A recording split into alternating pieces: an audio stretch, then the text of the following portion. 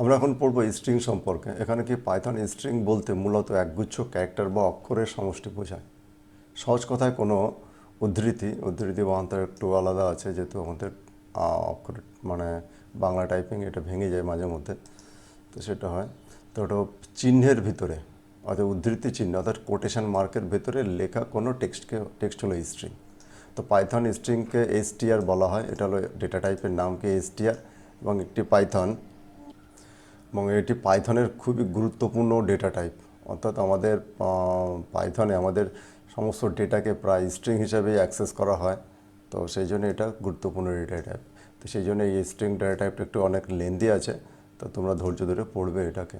তো স্ট্রিং কী হলো কি সিকোয়েন্স ডেটা টাইপ। আমরা এটা আগে পড়েছি, এবং এটাকে বলা হচ্ছে অর্ডার ডেটা টাইপও বলা হয়। তাই হলো কি সিকোয়েন্স ডেটা টাইপ। তো এখানে একে কীভাবে রিপ্রেজেন্টেশন করা হয় দেখো, এখানে ডবল ইনভার্টেড কমার মধ্যে রিপ্রেজেন্ট করা হয়। ডবল ইনভার্টেড কমা দেওয়া আছে, সিঙ্গেল ইনভার্টেড কমার মধ্যেও আমাদের রিপ্রেজেন্ট করা হয়। যেমন নেম ইকাল টু ভিজিতে এখানে সিঙ্গেল ইনভার্টেড কমা দিয়ে ব্যবহার করা হয়েছে, কিন্তু ডবল ইনভার্টেড দিয়েও ব্যবহার করা হয়, কিন্তু ট্রিপল কোটেশন দিয়েও ব্যবহার করা হয়। কিন্তু ট্রিপল কোটেশন কখন ব্যবহার করা? যখন আমরা একাধিক লাইন যখন ইউজ করব, যখন এন্টার দিয়ে আমরা একাধিক লাইন ক্রিয়েট করব, তখন সেইগুলো যদি একটা লাইন বা প্যারাগ্রাফ আমরা রিপ্রেজেন্ট করতে চাই, তাহলে সেখানে আমাদের কি ট্রিপল কোটেশন দিতে হবে। তাহলে আমাদের সিঙ্গেল লাইনের ক্ষেত্রে আমাদের সিঙ্গেল কোট বা ডবল কোট, আর যখন মাল্টি লাইন থাকবে তখন আমাদের ট্রিপল কোট দিতে হবে। এগুলো ভালো করে মনে রাখবেন। স্ট্রিং একটি ইমিউটেবল ডেটা টাইপ। ইমিউটেবল আমরা এর আগে পড়েছি। মিউটেবল কি, অর্থাৎ যে ভেরিয়েবল আমরা ডেটাটা রাখবো, সেই ডেটা আমরা কি পরিবর্তন করতে পারি। কিন্তু আমরা স্ট্রিং ডেটা টাইপে ইমিউটেবল, কারণ কি যখন আমরা কোনো ভেরিয়েবলের ডেটা আমরা স্টোর করব, তখন সেটা আর চেঞ্জ করতে পারবো না। যেমন দেখো, এখানে আমাদের এস বলে একটা হ্যালো আমরা ভেরিয়েবল ডিক্লেয়ার করেছি, এবং তার মধ্যে ভ্যালু রেখেছি হ্যালো। আমি S0-তে কী হবে, আমি S0 ইকুয়াল টু ওয়াই করলাম, তাহলে কিন্তু করা যাবে না। তা দেখো, আমরা এর প্র্যাকটিক্যালটা দেখিয়ে দিই তোমাদের। দেখো, মনে করো এখানে আমাদের তো ডিলিট করে দিই, কন্ট্রোল-V এখান থেকে এটাকে কন্ট্রোল-C করলাম। দেখো, এখানে আমাদের ডবল ইনভার্টেড কমাটা এখানে এটা হলো। আগে আমাদের প্রিন্ট করি। দেখো, এখানে আমরা যদি প্রিন্ট করি, তো আমাদের উত্তর কত আসবে। দেখো, আমাদের কন্ট্রোল এন্টার করলাম, দেখো আমাদের উত্তর এসছে এইচ। কারণ কি S0 ইকুয়াল টু এইচ। আমরা এটা ইন্ডেক্সিং ব্যবহার করে আমরা এটা করেছি। তো আমি যদি এখানে করতে চাই যে, মনে করো S0 ইকুয়াল টু আমাদের এখানে এইচ আছে, আমি সেটা এইচ না করে আমি মনে করলাম কি করলাম, তাহলে যে আমরা রান করব, তাহলে এখানে টাইপ এরর দেখাচ্ছে। তো অতএব কি আমাদের কী হলো, আমাদের এটা ইমিউটেবল ডেটা টাইপ, এটাকে আমরা আর চেঞ্জ করতে পারবো না।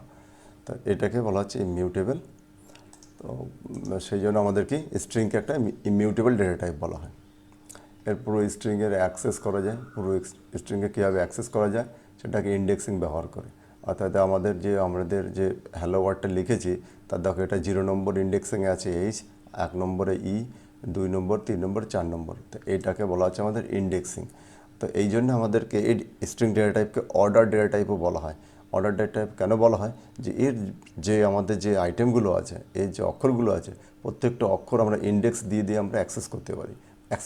মানে দেখতে পারি কি আছে, বা সেটাকে কোনো নির্দিষ্ট রেঞ্জের মধ্যেও দেখতে পারি, একটাকেও দেখতে পারি সেগুলোকে।